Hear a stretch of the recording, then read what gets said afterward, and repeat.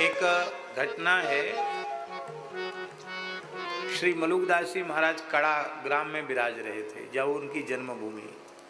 उनके गुरुदेव दारागंज प्रयाग निवासी श्री देव मुरारी देवाचार्य जी, जो श्री स्वामी अग्रदेवाचार्य जी के नाती चेला और उनके शिष्य श्री मलुकदास जी अग्रदेवाचार्य जी की परंपरा में। तो श्री देव मुरारी देवाचार्य जी ने मलुकदास जी को कहा था कि तुम अपनी जन्मभूमि पर ही विरक्त तो उनको बना दिया था, चतुर्थाश्रमी विरक्त होकर साधु सन्यासी होकर अपनी जन्मभूमि पर ही ठाकुर सेवा, गौ सेवा, संत सेवा करो। और जब भारतवर्ष के कोने कोने के संत आकर हमारे पास तुम्हारी साधु सेवा की प्रशंसा करने लग जाएंगे, तब कभी भी हम आएंगे तुम्हारे पास, हम स्वयं चल कर आएंगे। आप इसी प्रतीक्षा में वहाँ गौ ब्राह्मण और संतों की सेवा में आप लगे रहे। श्री मलुकदास जी की संत सेवा तो अद्भुत थी ही। उनके चरित्र में गुरुजी आता है कि भूखे कुकुरहु जो आवें, क्षुधावंत है तिन्हि अघवावें। हजारों कुत्ते इकट्ठे हो जाते तो उनको भी भगवत भाव से वंदन करके उनको भी आप पत्तल परोस कर जिमाते थे। प्राणी मात्र में भगवान का दर्शन करते हुए उनकी सेवा करना। उनके चरित्र में आता है, हिंदू तुरक की विधवा जितनी, भोजन छाजन पावे तितनी। ये भी भेद नहीं कि ये अमुक धर्म का है, अमुक है। विधवाओं स्त्रियों को वस्त्र और अन्न की व्यवस्था, निर्धन लोगों के लिए धन की, औषध रोगियों को औषधि की, घरहीन, आजकल तो सरकार घर बना रही है, उस समय तो मुगलों का शासन था, पर मलुकदास जी निर्धन लोगों को घर बना के देते थे। बड़ी अद्भुत उनकी सेवा। विचारकों ने ये कहा है कि जहाँ उनका साहित्य सृजन एक बहुत बड़ा योगदान है, वहाँ उनकी सेवा ऐसी अद्भुत है कि उन श्री मलुकदास जी की सेवा के जैसा उदाहरण अन्यत्र मिलना अत्यंत दुर्लभ है। ऐसा है, अद्भुत उनका जीवन चरित्र है। लोगों ने पूछा उनसे, माने इतनी अन्न धन की व्यवस्था कैसे होती है? तो श्री मलुकदास जी ने कहा, मोदी सब संसार साहिब मेरे राम, जा पर चिट्ठी उतरे सोई खर्चे दाम। सारा संसार मोदी है, कमाने वाला है, व्यवसाय करने वाला है। और साहिब मेरे राम, राजा राम, साहिब राजा राम, सर्वेश्वर सबके मालिक राजाधिराज श्री रामचंद्र प्रभु हैं। तो राम जी की चिट्ठी जिस पर पहुंच जाती है, जा पर चिट्ठी उतरे सोई खर्चे दाम। मैं कुछ नहीं करता, मैं तो केवल भगवान के सहारे बैठा हूँ। राम जी की चिट्ठी जिस पर पहुंच जाती है, इतना आटा, इतना दाल, इतना चावल, इतना घी, इतना बूरा, इतना मेवा, इतना कपड़ा, जो जिस वस्तु की चिट्ठी पहुंच जाती है और जिस पे पहुंच जाती है वही खर्च कर देता है। अब यहां एक बड़े रहस्य की बात है। आपसे हमारा परिचय ही नहीं है, हम आपको पहचानते नहीं, आपको जानते नहीं, तो आपको चिट्ठी भेजेंगे? अपरिचित को चिट्ठी नहीं दी जाती, परिचित को चिट्ठी दी जाती है। सभी जीव भगवान के हैं, पर भगवत सेवा में, गौ सेवा, संत सेवा में कुछ समर्पित करने की जो प्रेरणा है, यही राम जी की चिट्ठी है। और ये चिट्ठी उसी को प्राप्त होती है जिसको भगवान अपना करके मानते हैं। तो यदि किसी मनुष्य के जीवन में भगवान की सेवा का सौभाग्य प्रकट हुआ तो आप समझ लो कि राम जी की चिट्ठी उससे मिल गई, राम जी ने उसे अपना लिया है। और एक दूसरा दोहा है गुरु जी, रहूं भरोसे राम के,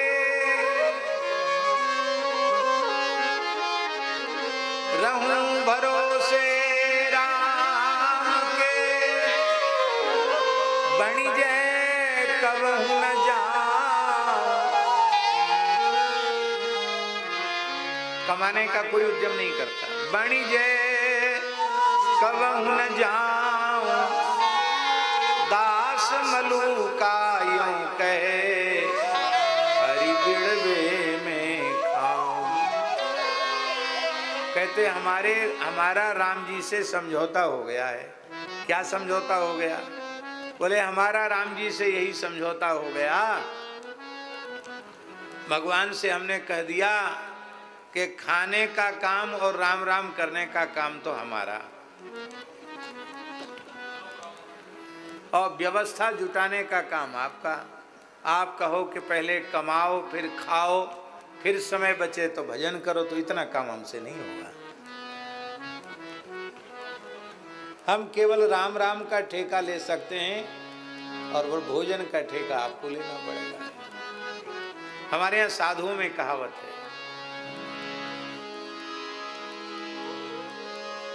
हरि को भजन, पुराने संतों की कहावत, हरि को भजन पेट को धंधो, और करे सो मूर्ख अंधो।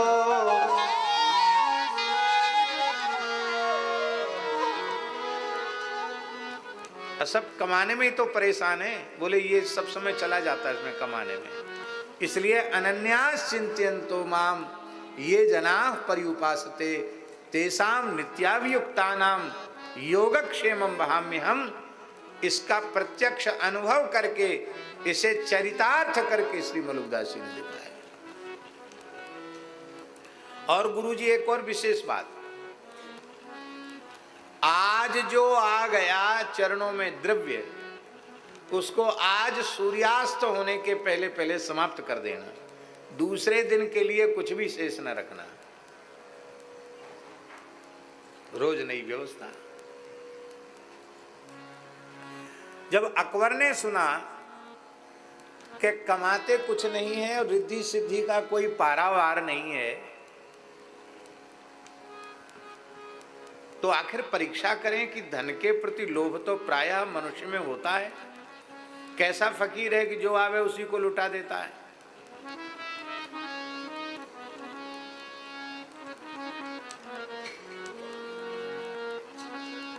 आओ हम लोग बड़े भाग्यशाली हैं। श्री हनुमानगढ़ी अयोध्या से पूज्य श्री महंत श्री धर्मदास जी महाराज कृपा पूर्वक पधारे हैं। हम उनको प्रणाम करते हैं। विराज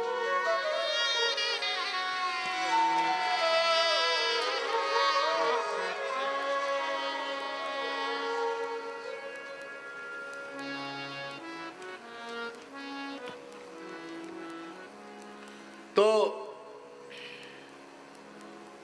अकबर ने अपने वजीर को भेजा।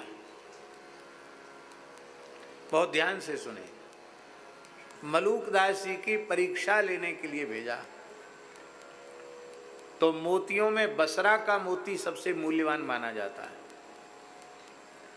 तो सोने के थाल में बसरा का मोती भर के श्री मलूकदास जी के चरणों में भेंट के रूप में भेजा अपने वजीर के द्वारा अकबर ने। उस समय तीर्थराज प्रयाग में महाकुंभ पर्व था और श्री मलूकदास जी श्री गुरुदेव की चरण सन्निधि में, देव मुरारी देवाचार्य जी की चरण सन्निधि में कुंभ में ही विराज रहे थे। सारी सेवा की व्यवस्था आप ही कर रहे थे। तो जब वजीर ने अकबर का नाम सुनाया और मोतियों से भरा हुआ स्वर्ण का थाल अर्पित किया और वह बैठ गए देखने के लिए कि मैं आज दिन भर रहूँगा, ये मोतियों का क्या करते हैं, इस थाल का क्या करते हैं, ये देखने के लिए। आपने तत्काल वैद्य को बुलाया और बोले ठाकुर जी को बीरी भोग धराने में चूने का प्रयोग तो हमेशा से हो रहा है, आज ठाकुर जी ने कृपा की है तो आज मोती को फूंक कर चूना बना करके और चूने की जगह मोती का चूना लगा करके और तब राम जी को भोग लगाया जाए बीरी का, पान का। उस जमाने में भैया जी बादशाह लोग मोती के चूने की बीरी मतलब चूने का प्रयोग करते थे, बादशाह लोग। आम जनता तो सोच भी नहीं सकती। और आपने सारे मोतियों को फूंक करके और उसका चूना बना करके, मोती का चूना बना करके भोग लगा करके और पंगत के बाद सब संतों में वितरित कर दिया। मोती खत्म हो गए और उसी समय एक ब्राह्मण, निर्धन ब्राह्मण रुदन करते हुए आया।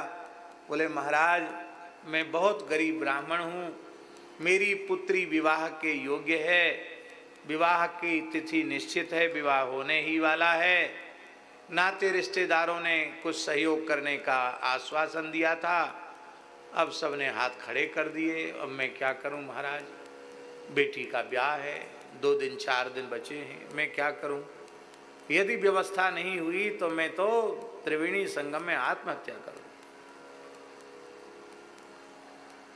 आपने कहा कि नहीं, सब भगवान मंगल करेंगे। और वो सोने का थाल जो आया था बड़ा, वो थाल ब्राह्मण को दे दिया। बोले इसको बेच बाज कर जैसे तुम हो अपनी बेटी का विवाह कर लो। तो उस वजीर को बड़ा आश्चर्य हुआ कि सोना मोती हीरा इसका कोई महत्व ही इनकी दृष्टि में नहीं है।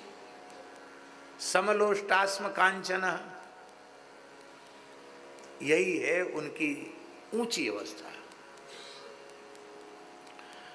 और उसी समय महाराज जी भैया जी शाम को एक व्यापारी आया।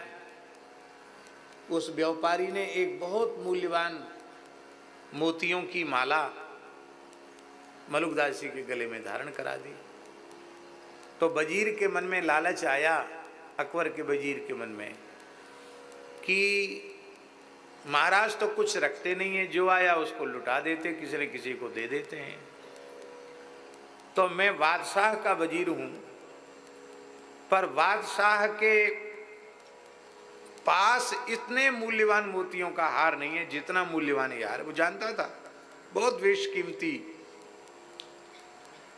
मोतियों का हार है, तो यदि ये हमको प्रसादी में मिल जाए तो बहुत अच्छा हो। इसके मन में आया तो आपने तत्काल उसको बुलाकर, उसके मन में आया, उसके मन की बात जानकर बोले मेरी दृष्टि में कंकड़ पत्थर और हीरे मोती में कोई भेद नहीं है, तुम्हारी इच्छा है तो तुम ले लो। दे दिया उसको और कहा कि देखो हम किसी की वस्तु मुफ्त में नहीं लेते हैं।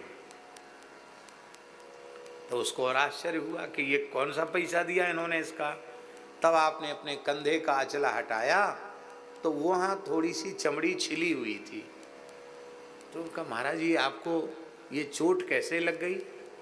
तब उन्होंने कहा हमारा शिष्य लालदास परिक्रमा कर रहे थे और ये जहाज पर व्यापार करने विदेश गए थे, हीरे जवाहरात के ये व्यापारी हैं, व्यापार करके वहाँ से लौटे थे, इनका जहाज समुद्री तूफान में फंस गया और उस समय मेरे शिष्य लालदास जी ने कहा कि तुम यदि अपनी रक्षा चाहते हो तो मलुकदास जी का स्मरण करो। तो मेरी याद किया तो मैंने तत्काल वहाँ प्रकट होकर अपने कंधा लगाकर उस जहाज को डूबने से बचाया और उसको थोड़ा धक्का लगा करके, सहारा लगाकर उसको अपने संकल्प से किनारे लगाया। तो इतना परिश्रम किया है तब लिया है माला, मुफ्त में नहीं लेते किसी की चीज़। इससे एक बात सिद्ध हो गई कि हम लोग तो संतों को भौतिक वस्तु देते हैं, पर वे अपना तप, अपना भजन, अपना आशीर्वाद कृपा पूर्वक प्रदान करते। कल महाराज जी ने एक बात बहुत अच्छी कही, हमारा मन एकदम गदगद हो गया। उन्होंने कहा देखो हम तो साधारण जीव हैं, हमारे पास क्या रखा है। अब कोई कहता है महात्मा से कि महाराज आशीर्वाद दो, तो भेष भगवान का, भगवान से आशीर्वाद मांगता, हमसे थोड़ी मांगता है। तो जब भगवान को ही आशीर्वाद देना है तो बोले फिर हम कंजूसी क्यों करें। जब आशीर्वाद देने का काम भगवान का ही है तो उदारता पूर्वक आशीर्वाद देना चाहिए। कल महाराज जी ने बताया, बड़ी अच्छी लगी बात। तो श्री मलुकदास जी महाराज ने यह संदेश दिया। तो अकबर के चरित्र में ये घटना घटी, ये ऐसा अद्भुत उनका जीवन चरित्र है। जब उनकी संत सेवा की प्रसिद्धि दशों दिशाओं में व्याप्त हो गई, तब श्री उनके गुरु देव मुरारी जी महाराज, देव मुरारी देवाचार्य जी महाराज 700 संतों की जमात लेकर कड़ा पहुंचे और गंगा जी में स्नान करके, गंगा जी हैं वहाँ कड़ा में, गंगा स्नान करके वहाँ बैठ गए और बोले संतों की रुचि के अनुसार ये सेवा करते हैं कि नहीं। तो वहाँ बैठकर संतों से पूछा कि भाई आप लोग स्थान में चलकर क्या पाना चाहेंगे, ब्यारू किसकी करनी चाहेंगे। तो संतों ने कहा कि बढ़िया चकाचक घी पड़ी हुई और बढ़िया खिचड़ी मिल जाए तो आनंद हो जाएगा। हमारे यहाँ साधु में कहावत है, खिचड़ी के 4 यार, दही पावड़ घी अचार। क्या?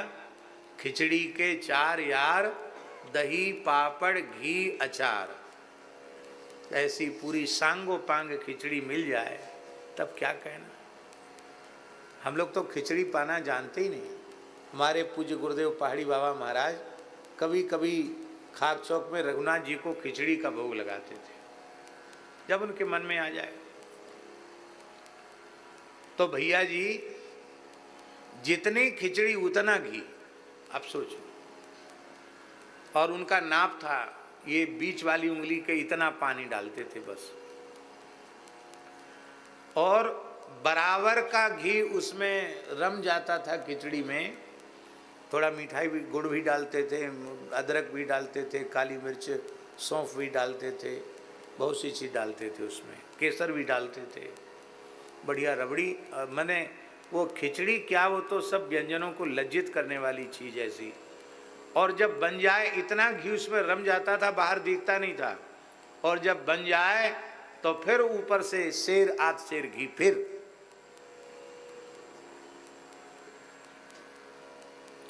बढ़िया अधोटा दूध का जमाया हुआ दही पापड़।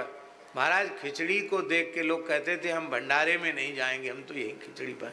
जाओ जाओ जाओ, चिट्ठी में जाओ, भंडारे में जाओ। ये तो बोले राम जी को आज खिचड़ी भोग लगेगी। और कई बार कहते हम लोगों से, गंगादास ये लोग सब भी रसोई में सेवा करते थे। कभी कभी देखो भला, हमारी देखा देखी रोज ऐसी खिचड़ी मत बनाना, हाँ नहीं तो तुम्हारे जैसे लोगों ने कितने स्थान उजाड़ दिए, ये भी कहते थे। ये रईसों की खिचड़ी है, ये कंगलों की नहीं है।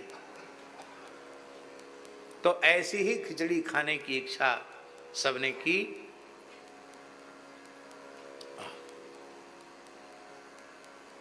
श्री राधा वल्लभ लाल की जय। दंडोत प्रणाम।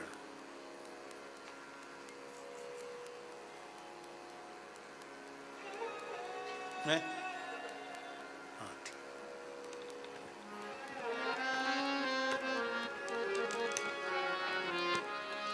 तो मसनद से थोड़ा बैठने की जगह कमती रह जाती है, उसको अनुकूल हो तो ही ठीक है, नहीं तो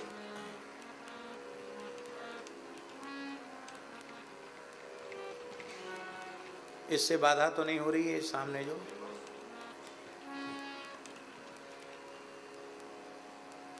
तो आपने इधर संतों ने घी खिचड़ी खाने का संकल्प किया और श्री मलुकदास जी ने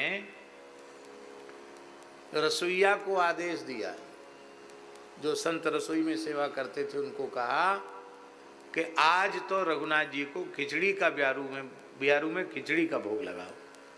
तो महाराज कितनी खिचड़ी के भोग लगावे? बोले 20 सेर बहुत है। कितनी?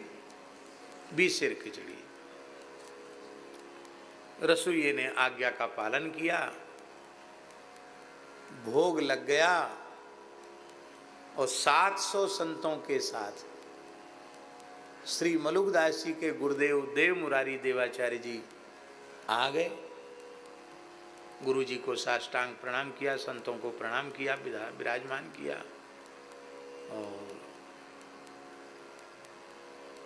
महाराज ब्यारू करो, क्या पाएंगे? संतों ने कहा खिचड़ी। तो खिचड़ी भोग तो लगा ही था, लेकिन रसोइयों के हाथ पांव फूल गए। 700 साधु की जमात है और खिचड़ी कुल 20 सेर है, तो 20 सेर खिचड़ी में 700 साधु कैसे जीमेंगे? एक से एक सिद्ध हैं, पता नहीं कौन कितनी खा जाए संकल्प करके। तो रसोइयों के हाथ पैर फूल गए, वो चुपके से वहां से किनारे हो गए और श्री मलुकदास जी महाराज उठ के खड़े हुए, पत्तल फेरना शुरू किया। अब लोग सब लग गए, स्वयं ही सेवा में लग गए। तो खूब खिचड़ी खिलाई, भरपेट तृप्ति होकर के सबने पाया। और मलुकदास जी के गुरुजी आए हैं। जब ये बात कड़ा गांव में पता चली तो गांव आ गया, गांव के लोगों ने बैठ के पंगत में उन्होंने भी पाया। पूरा 700 संतों के सहित गुरुजी तृप्त होकर जीम गए और पूरा नगर जीम गया। फिर उन्होंने रसोइये को बुलाकर कहा, अब बची खुची खिचड़ी जो अन्य अधिकारी हैं, कुत्ते आदि, उनको दे दो, पात्र अमनिया कर दो। तो कड़ाही में देखा महाराज जी, तो 20 सेर की खिचड़ी 20 सेर थी। 20 सेर खिचड़ी फिर भी बची थी, सब खा गए, फिर भी 20 सेर बच गई। वो 20 सेर खत्म ही नहीं हुआ।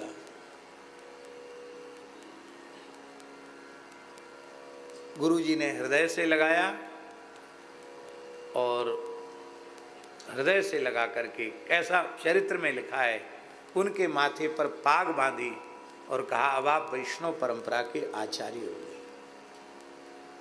ऐसी अद्भुत साधु सेवा उन्होंने की। तो उस समय